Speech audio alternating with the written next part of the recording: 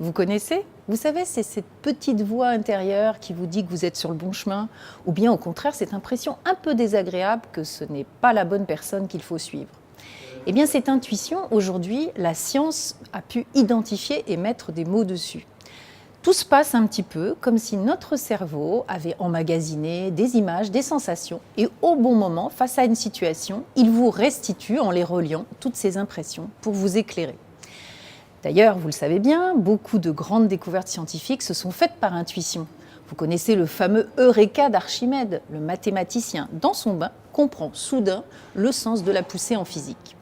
De la même manière, les médecins travaillent aussi par intuition. Aujourd'hui, à l'université de Brest, on apprend aux étudiants en médecine à se fier davantage à leur intuition. Vous savez, ce petit truc qui fait que face à un diagnostic, on se dit « Ah, il y a encore quelque chose qui cloche » et qu'on continue à chercher. Alors, vous êtes bien sûr aussi des intuitifs, mais quel intuitif êtes-vous ?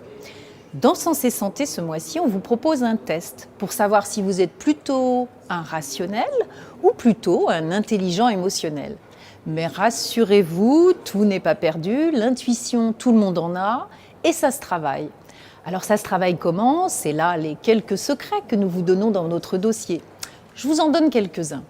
L'intuition, c'est le moment où vous restez au plus près de vos sensations. Par exemple, être davantage à l'écoute de ces sensations corporelles, de ces sentiments. Ces moments aussi de rêverie quand vous êtes dans un demi-sommeil le matin. Ne vous dépêchez pas trop de vous lever. Et puis, pour être intuitif, c'est aussi prendre ces petits moments de pleine conscience dans notre vie quotidienne. Peut-être laisser un peu de côté son portable pour mieux se connecter avec soi. Voilà, c'est dans Sens & Santé. Vous pourrez retrouver ce grand dossier dans notre numéro de ce mois. Bonne lecture.